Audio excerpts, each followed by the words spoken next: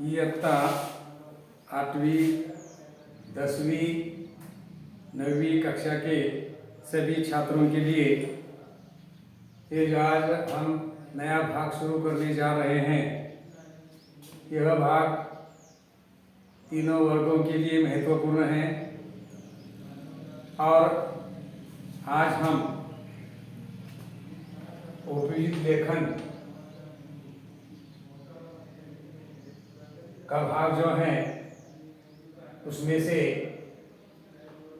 एक भाग आज हम देखने जा रहे हैं। तो ये भाग जो है यह कहानी लेखन आपको इतना 9वीं और 10वीं कक्षा के छात्रों के लिए ये जो भाग है यह भाग 5 अंकों के लिए पूछा जाता है।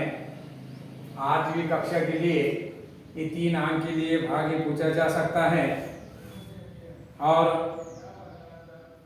ये महत्वपूर्ण है भाग कहानी लेखन का।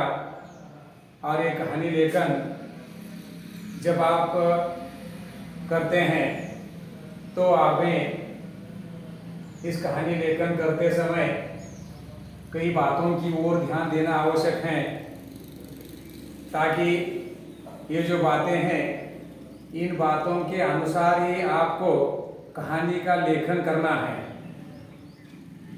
अगर आप इन मुद्दों का इस्तेमाल नहीं करें तो आप अच्छे अंक नहीं पा सकते। इसलिए आपको ये जो कई बातें महत्वपूर्ण बातें दी हैं, इन महत्वपूर्ण बातों को हमेशा ध्यान में रखना आवश्यक है। और तो चलो छात्रों, आज हम जा रहे हैं तो एक कहानी लेखन का एक नया भाग आज हम शुरू करने वाले हैं। तो सबसे पहले कहानी का मतलब कथा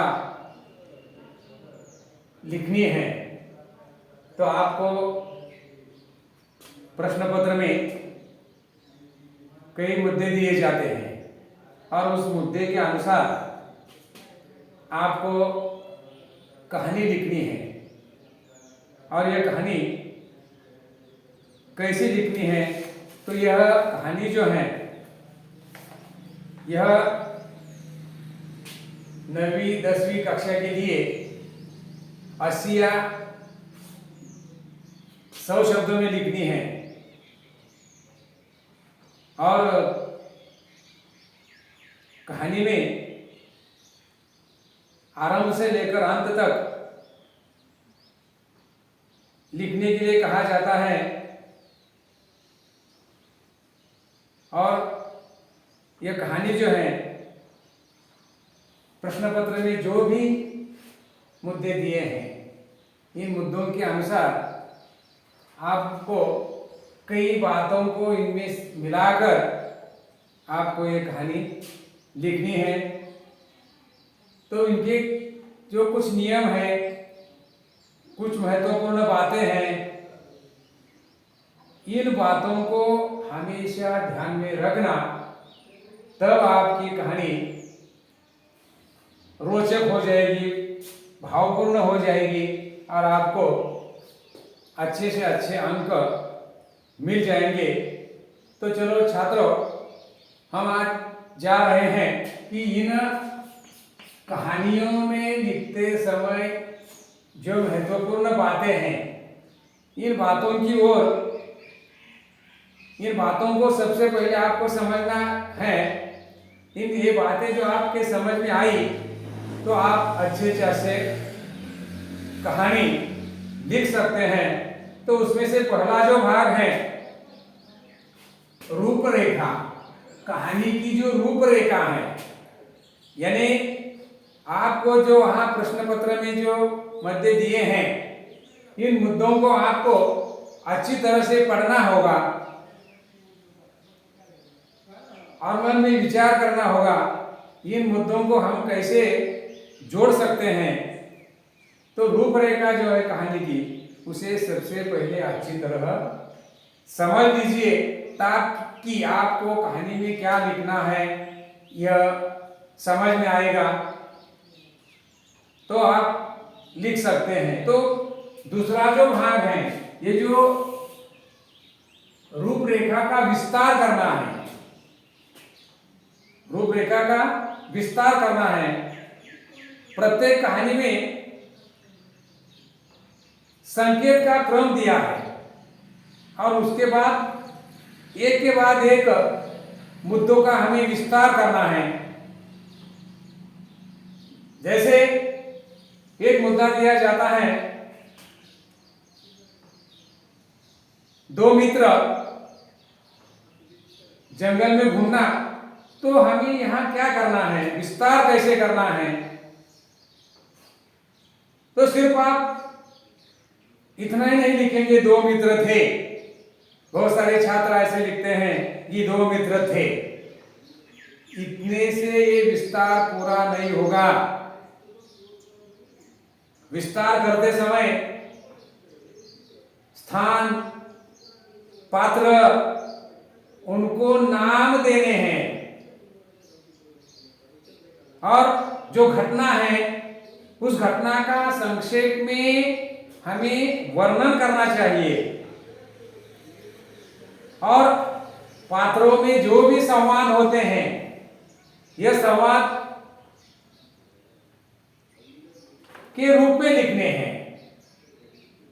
तो लिखते समय जो संवाद होते हैं तो ये कई जगह विराम चिन्हों का इस्तेमाल होना मांगता है,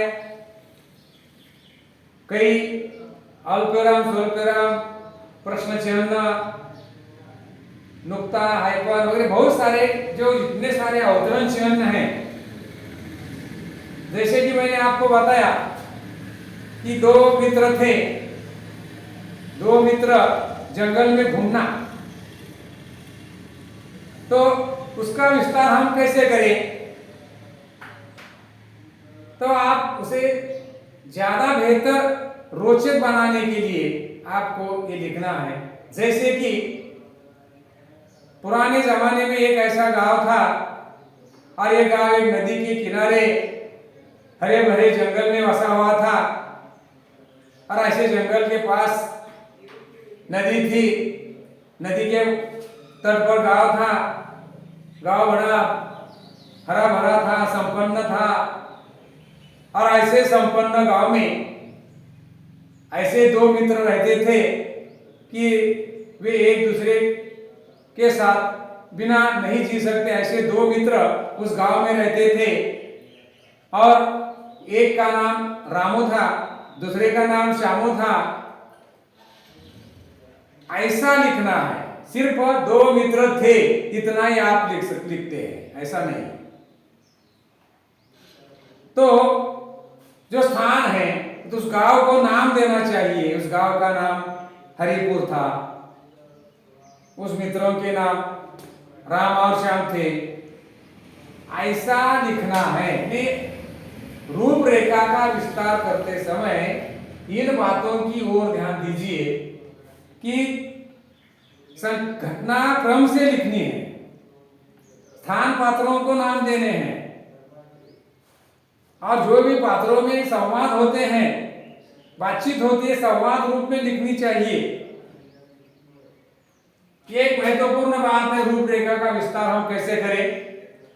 उसके बाद अन्य महत्वपूर्ण बातें होती है कहानी में, वो कौन सी है।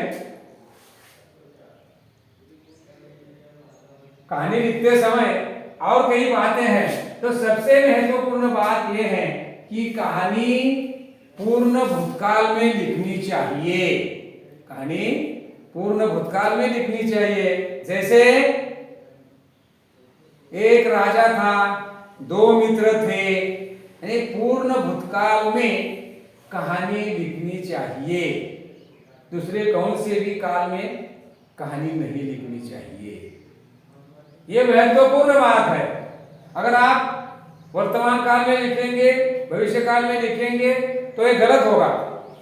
तो कहानी पूर्ण भूतकाल में लिखनी चाहिए। और महत्वपूर्ण बात क्या है कि कहानी के 3 या 4 परिच्छेद होने चाहिए। कहानी कितनी लिखनी है आपको? 80 से 100 तक शब्दों की मर्यादा दी है, लेकिन ये 80 से 100 शब्द हमें 3 या 4 परिच्छेद में लिखने हैं। कहानी 3 या 4 परिच्छेद में लिखनी है।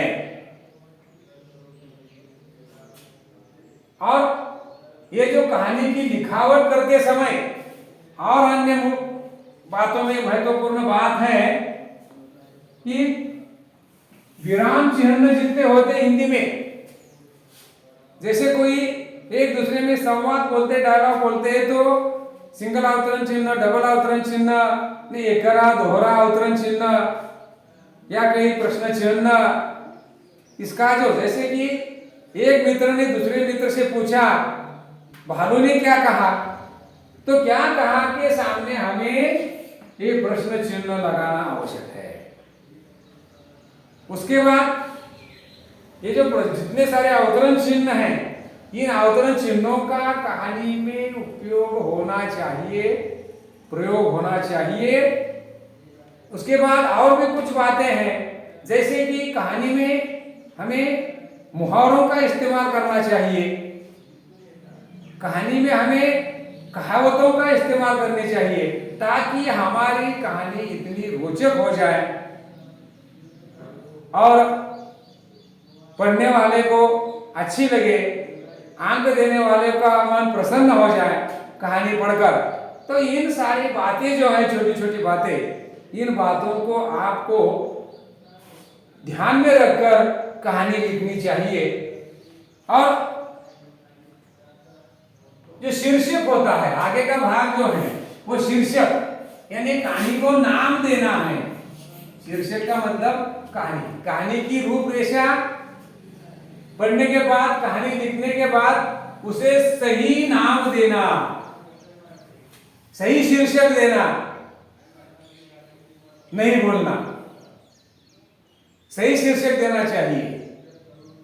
जैसे कि इन दो मित्रों की कहानी का थोड़ा सा भाग आपने लिया, तो उसे स्वार्थी मित्र, जो कहानी ऐसी है कि वे जंगल में जाते हैं, घूमते घूमते अचानक भालू आता है, तो रामू को पेड़ पर चढ़ना आता है, श्यामू को पेड़ पर नहीं चढ़ना आता। तो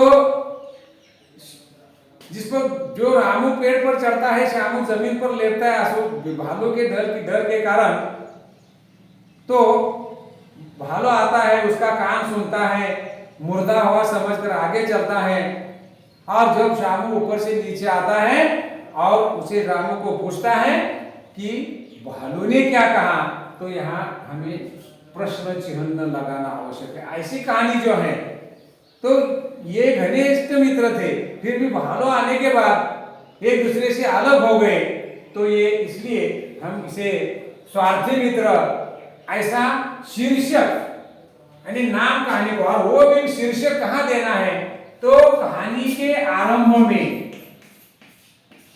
बहुत बार छात्रों को हम सूचनाएं देते हैं कि शीर्षक कहाँ होता है, जहां कहानी आपने लिखने को शुरू की ऊपर, जैसे पाठ का नाम होता है, कविता का नाम होता है, उसी तरह वहां हमें नाम देना है। और उसके लिए एक आधांक होता है। अगर तुम शीर्षक कहानी लिखने के बाद लिखेंगे तो गलत है। कहानी का शीर्षक तो कहानी के पहले आरंभ में लिखनी है, लेकिन कहानी लिखने के बाद लिखना है, जो ये सही है वह। और ये शीर्षक जरूर लिखना है। तो शीर्षक के बाद लिखावट है, जो हम लिखते हैं, हमारा हस्ताक्षर है, लेखन है। ये लेखन कैसा होना चाहिए?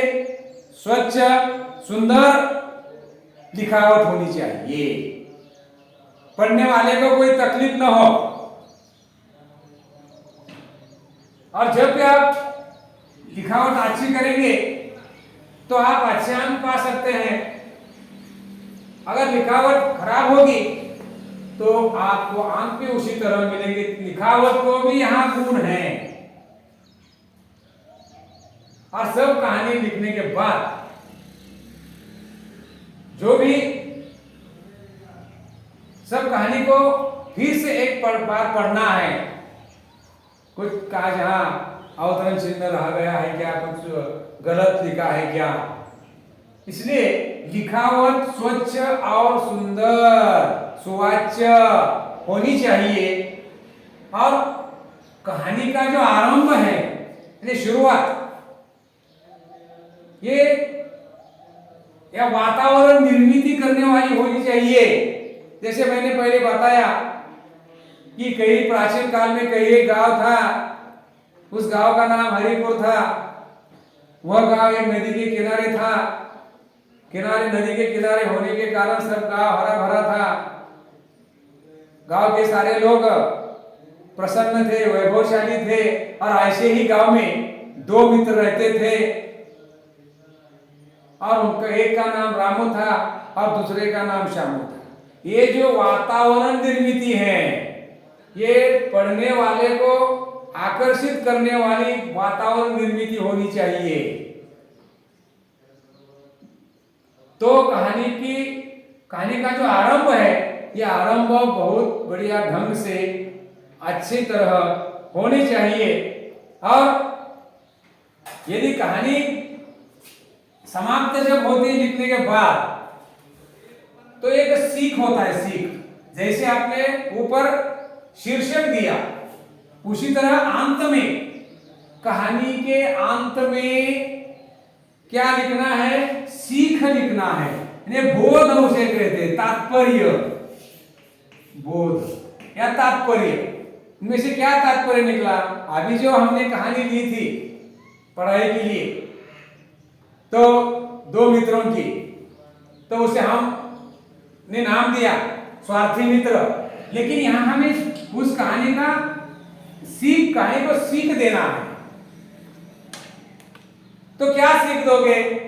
जैसे कि स्वार्थी मित्रों से दूर रहे, ये तात्पर्य, बोध। इस तरह हम कहानी लिखे तो आप अच्छे से अच्छे अंक पा सकते हैं। तो आज ये जो उपयुक्त लेखन में महत्वपूर्ण जो भाग है कहानी लेखन, इसके बारे में हमने आपको जानकारी दी है। तो कुछ जो बातें हैं, ये बातें हमें ध्यान में रखनी चाहिए, ताकि इन बातों से के आधार पर ही हमें कहानी लिखनी है।